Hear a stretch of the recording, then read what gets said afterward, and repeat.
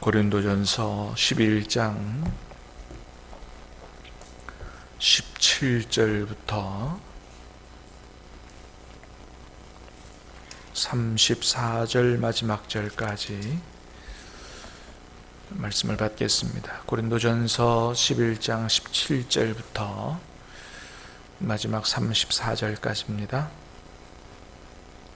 내가 명하는 이 일에 너희를 칭찬하지 아니하나니 이는 너희의 모임이 유익이 못되고 도리어 해로움이라.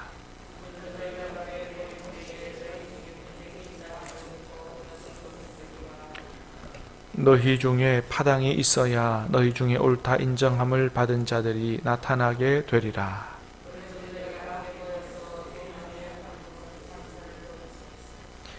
이는 먹을 때에 각각 자기의 만찬을 먼저 갖다 먹으므로 어떤 사람은 시장하고 어떤 사람은 취함이라.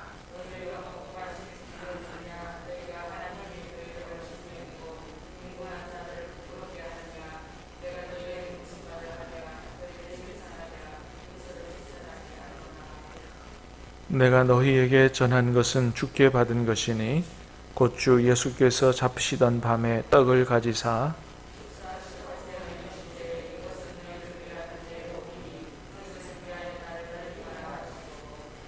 식후에 또한 그와 같이 잔을 가지시고 이르시되 이 잔은 내 피로 세운 새 언약이니 이것을 행하여 마실 때마다 나를 기념하라 하셨으니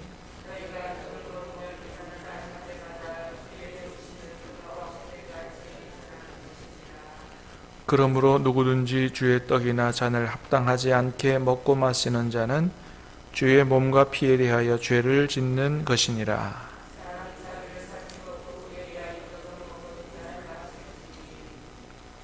주의 몸을 분별하지 못하고 먹고 마시는 자는 자기의 죄를 먹고 마시는 것이니라.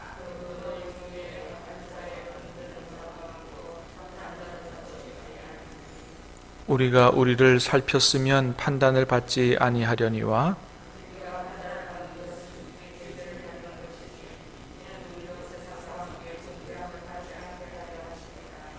그런즉 내 형제들아 먹으러 모일 때에 서로 기다리라. 만일 누구든지 시장하거든 집에서 먹을지니 이는 너희의 모임이 판단받는 모임이 되지 않게 하려 함이라. 그 밖의 일들은 내가 언제든지 갈 때에 바로 잡으리라. 아멘. 오늘 말씀은 고린도 교회에 있었던 성만찬에 관한 문제에 대해서 이제 말씀하고 있는데요. 자, 18절 말씀을 다시 보겠습니다. 18절 시작. 먼저 너희가 교회에 모일 때에 너희 중에 분쟁이 있다 함을 듣고 어느 정도 믿거니와. 교회에 모일 때에 고린도 교회에 너희 중에 분쟁이 있다 함을 듣고 내가 어느 정도 믿는다. 그 사실이 그렇다는 걸 믿는다. 여기서 분쟁은 1장에 나오는 교회 지도자들을 중심으로 사람 중심으로 모이는 분쟁 이것이 아니고 오늘 본문의 뒤에 나오는 이 성만찬에 관한 이제 분쟁을 얘기하는데 이것은 좀 교회 안에서 소위 말해서 있는 사람들 좀 넉넉한 사람들 이런 사람들과 가난한 성도들 간의 분쟁이다 이렇게 볼 수가 있습니다. 그러면서 이제 19절에 그런 얘기하죠. 너희 중에 파당이 있어야 너희 중에 옳다 인정함을 받는 자들이 나타나게 되리라. 자, 이제 분쟁이 있으니까 파당도 있겠죠. 이렇게 나뉘어서 싸우니까. 자, 그런데 그래야 너희 중에 옳다 인정함을 받는 자들이 나타나게 되리라. 사실 분쟁과 파당은 좋은 게 아니지만은 그렇게 나뉘어졌을 때, 나뉘어져서 분쟁할 때에 긍정적인 기능을 하나 이야기하라면 둘 중에 하나는 옳게 될 거다 그거죠. 그러니까 나뉘어서 분쟁할 때 그렇게 되면 뭔가 잘못됐기 때문에 분쟁할 텐데 여기서는 분쟁의 부정적인 기능을 얘기하기보다 나뉘어져서 싸울 때에 오른쪽은 있을 거다. 이런 얘기를 지금 하고 있는 것입니다. 그냥 19절의 말씀을 이해하라고 말씀을 드리는 거예요. 자, 그러면 무엇이 문제냐? 무엇이 문제냐? 자, 20절, 21절 시작. 그런즉 너희가 함께 모여서 주의 만찬을 먹을 수 없으니 이는 먹을 때에 각각 자기의 만찬을 먼저 갖다 먹으므로 어떤 사람은 시장하고 어떤 사람은 취함이라. 아멘. 자, 이게 문제예요. 자, 너희가 함께 모여서 주의 만찬을 먹을 수 없겠다. 왜냐하면 문제가 있다. 무슨 문제냐? 먹을 때에, 주의 만찬을 먹을 때에 각각 자기의 만찬을 먼저 갖다 먹으므로 어떤 사람은 시장하고 어떤 사람은 취하게 되기 때문이다. 자, 이거는 당시 초대교회의 성만찬 문화를 좀 이해를 해야 이해가 되는 말씀인데요. 오늘날 우리처럼 성찬을 예배 중에 이렇게 하는 게 아니고 초대교회 시절에는 주일 저녁에 모여서 애찬과 함께 성만찬을 시행했습니다. 나중에는 오늘 본문 같은 문제가 계속 생겨나게 되니까 나중에는 카르타고 회의라고 하는 총회에서 이 성만찬 문제를 오늘날처럼 행하도록 결정을 한 거예요. 그래서 이제 우리가 예배 중에 이렇게 성만찬을 따로 시행하게 되는데, 옛날에는 애찬이라고 하는 공동 식사와 함께 애찬을 먼저 하고 그 다음에 애찬의 말미에 성만찬을 시행했습니다. 그러니까 주일날 저녁에 모여서 주일 식사, 저녁 식사를 같이 하고 나면서 끝에 성만찬을 시행한 거예요. 자, 그래서 애찬을 이제 하게 될 때 어떻게 했냐면 집에서 이렇게 좀 넉넉한 성도들이 음식을 준비해서 온 것이죠. 음식을 준비해서 와서 이제 다 같이 이렇게 먹어야 되는데 무슨 일인지 모르지만은 가난한 성도들이 늦게 오는 거예요. 배가 고플 거 아닙니까? 그럼 어떻게 해야 돼요? 좀 참고 기다렸다가 다 같이 먹고 식사를 하고 성만찬을 같이 해야 되는데 배고프다고 또 자기들이 가져왔다고 뭐냐 하면 왕창 갖다 먹어버린 거예요. 왕창 갖다 먹어버리니까 어떻게 해요? 많이 먹는 사람은 배부르고 또 거기에 이제 주의 만찬도 있으니까 포도주도 있겠죠? 취해버리는 것입니다. 나중에 늦게 온 사람은 어떻게 해요? 가난한 사람들은 먹을 게 없는 거예요. 그래서 오히려 이 애찬과 주의 만찬으로 주님과 함께 되고, 원래 이 성만찬은 이 떡과 포도주를 마심으로 주님과 하나 되는, 주님과 더 깊이 하나 되는 이런 의미가 있고, 또 하나는 함께 우리가 주님의 몸과 피를 같이 먹었으니까 우리는 주님의 피를 받은 한 형제다. 이렇게 해서 성도들끼리 하나 되는 이런 의미가 있는데, 오히려 먼저 갔다가 어떤 사람 배부르고 어떤 사람 배고프고 취하고 하니까 이거는 오히려 교회를 나누는, 교회 성도들을 나누는 아주 교회에 해로운 일이 되어버렸다 이거예요. 그래서 지금 사도 바울이 오히려 주의 만찬이 자기 만찬이 됐다 그러면서 야단을 치고 이것을 바로 잡으려고 이렇게 하고 있는 것인데요. 자, 그래서 22절 이렇게 얘기합니다. 시작. 너희가 먹고 마실 집이 없느냐? 너희가 하나님의 교회를 업신여기고 빈궁한 자들을 부끄럽게 하느냐? 내가 너희에게 무슨 말을 하랴? 너희를 칭찬하랴? 이것으로 칭찬하지 않노라. 먹고 마실 집이 없느냐? 아니, 그렇게 배고프고 배부르게 먹고 마실 거면 집에서 하지. 교회에 와서 주의 만찬을 자기 만찬으로 먹고 마시느냐? 그건 교회를 업신여기는 거고 가난한 자들을 부끄럽게 하는 거다라고 하는 것이죠.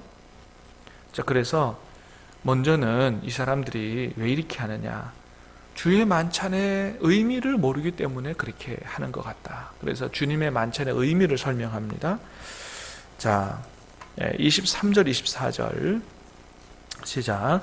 내가 너희에게 전하는 것은 주께 받은 것이니 곧 주 예수께서 잡히시던 밤에 떡을 가지사 축사하시고 때에 이르시되 이것은 너희를 위하는 내 몸이니 이것을 행하여 나를 기념하라 하시고. 자, 주의 만찬은 내가 만든 것도 아니고 주님께로부터 직접 받은 거다. 자, 그래서 주님 말씀하시기를 이것은 너희를 위하는 내 몸이니 이것을 행하여 나를 기념하라. 주의 만찬에 있어서의 빵은 그냥 빵이 아니라는 거예요. 단순히 배를 부르게 하는 빵이 아니라 이거는 주님의 몸이다 이거예요. 그러니까 배고프다고 왕창 먹어버리고 이게 이렇게 할 빵이 아니다. 잔도 마찬가지라는 거예요. 그냥 포도주가 아니라 뭐예요? 예, 이것은 내 피로 세운 새 언약이다. 이건 주님의 피를 의미하는 거다 이게. 그래서 맛있다고 그저 기분 좋다고 막 마실 게 이게 아니다 이거예요. 자, 그래서 이걸 행함으로 주님을 기념하는 거고 주님의 죽으심을 기억하는 거죠. 그 다음에 26절 시작. 너희가 이 떡을 먹으며 이 잔을 마실 때마다 주의 죽으심을 그가 오실 때까지 전하는 것이니라. 그래서 주님의 만찬은 그런 의미가 있는 거고 주님의 만찬을 행하는 거는 뭐예요? 우리를 위해 십자가를 지고 죽으신 그 주님의 죽으심을 주님이 부활하신 주님이 다시 오실 때까지 그 십자가의 의미를 전하는 이런 귀한 의미가 있는 것이다 라고 하는 것이죠. 그런데 그 의미를 모르고 그냥 배고프다고 왕창 갖다 먹어버리고 취하고 이게 무슨 짓이냐 라고 하는 것이죠. 자, 27절도 읽습니다. 시작. 그러므로 누구든지 주의 떡이나 잔을 합당하지 않게 먹고 마시는 자는 주의 몸과 피에 대하여 죄를 짓는 것이니라. 아멘. 그렇습니다. 누구든지 주의 떡이나 잔을 성만찬의 의미 합당하지 않게 먹고 마시는 자는 그걸 모르고 그냥 막 먹고 마시는 자는 어떻게 해요? 죄를 짓는 것이다 이거예요. 네. 자, 28절도 읽습니다. 시작. 사람이 자기를 살피고 그 후에야 이 떡을 먹고 이 잔을 마실지니. 29절. 주의 몸을 분별하지 못하고 먹고 마시는 자는 자기의 죄를 먹고 마시는 것이니라. 어떻게 성만찬에 참여해야 되느냐? 먼저는 뭐예요? 자기를 살피고 그 후에야 이 떡과 이 잔을 마셔야 돼요. 자기를 먼저 살펴야 돼. 뭐냐 하면 나는 주님 앞에 죄로 말미암아 영원한 심판을 받아 죽을 수밖에 없는 존재라고 하는 사실, 이 사실을 깨닫고 자기의 죄를 회개하는 마음으로 참여해야 돼요. 먼저 자기를 살피고, 두 번째는 뭐예요? 29절. 주의 몸을 분별하지 못하고 먹고 마시는 자는 자기의 죄를 먹고 마신다. 주님의 몸을 분별하는 생각이 있어야 돼요. 주님의 만찬의 의미를, 이 빵, 내가 지금 먹는 빵과 포도주의 의미를 정확히 알고 참여해야 돼요. 그래서 성만찬을 할 때 세례를 받지 않은 사람을 참여시키지 않는 이유는 바로 여기 있습니다. 빵과 포도주의 의미를 제대로 배운 적이 없어요. 세례 받지 않으면. 그러니까 어떻게 해요? 빵 먹을 때 야 맛있다, 하나 더 먹었으면, 포도주 마실 때 한 잔 더 먹었으면, 이런 생각을 가지고 먹으면 이건 죄 짓는 거라 이거예요. 그래서 참여하지 못하고 세례를 받으면서 정확한 의미를 알고 바르게 주의 잔에, 주의 만찬에 참여하도록 하기 위해서 그렇게 하는 것이죠. 그래서 자기를 살피고 주님의 이 몸인 빵과 포도주의 의미를 정확히 알고 어떻게 해요? 감사함으로, 경건한 마음으로 주님의 죽으심을 주님 오실 때까지 전하는 마음으로 참여를 해야 되는 것입니다. 굉장히 중요한 성만찬의 의미가 거기 있는 것이죠. 근데 그렇게 안 한 거예요. 배고프다고 막 갖다 먹고 취하고 그랬어요. 어떻게 됐느냐? 30절 시작. 그러므로 너희 중에 약한 자와 병든 자가 많고 잠자는 자도 적지 아니하니. 주님의 심판을 받은 거예요. 약하게 됐습니다. 건강이 약하게 되고 병든 자도 많고요. 때로 어떻게 해요? 죽은 자도 있다 이거예요. 잠잔다고 표현했어요. 31절. 우리를 살폈으면 판단을 받지 아니하려니와. 우리가 우리 자신을 살피고, 그죠? 자기를 살핀 후에 성만찬에 참여하라고 그랬는데 그렇게 안 한 거죠. 그랬으면은 하나님의 심판을 받지 않았을 거다. 자, 32절 시작. 우리가 판단을 받는 것은 주께 징계를 받은 것이니 이는 우리로 세상과 함께 정죄함을 받지 않게 하려 하심이라. 우리가 판단을 받은 것은 주께 징계를 받은 것이다. 우리가 심판받아서 병도 걸리고 죽게도 되고 이렇게 된 거, 이거 주님께 징계받은 거다 이거. 그런데 징계받은 거 이거는 우리로 세상과 함께 정죄함을 받지 않게 하려, 최후 심판에서 지옥 가는 심판을 받지는 않게 하려.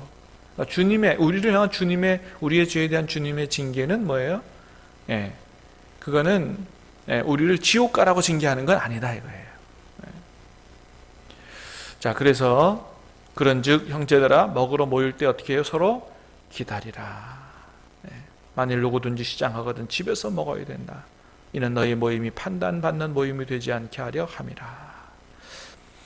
사랑하는 여러분, 우리 신암교회는 성만찬의 의미를 바르게 알고 늘 자신을 먼저 돌아보고 그렇게 주님의 성만찬을 잘 시행하고 참여함으로 말미암아 성만찬을 통해서 주님과 하나 되며 또 온 성도들과 하나 되는 그런 주님의 큰 은혜를 맛보고 누리는 귀한 신암교회 될 수 있게 되기를 주님의 이름으로 축복합니다.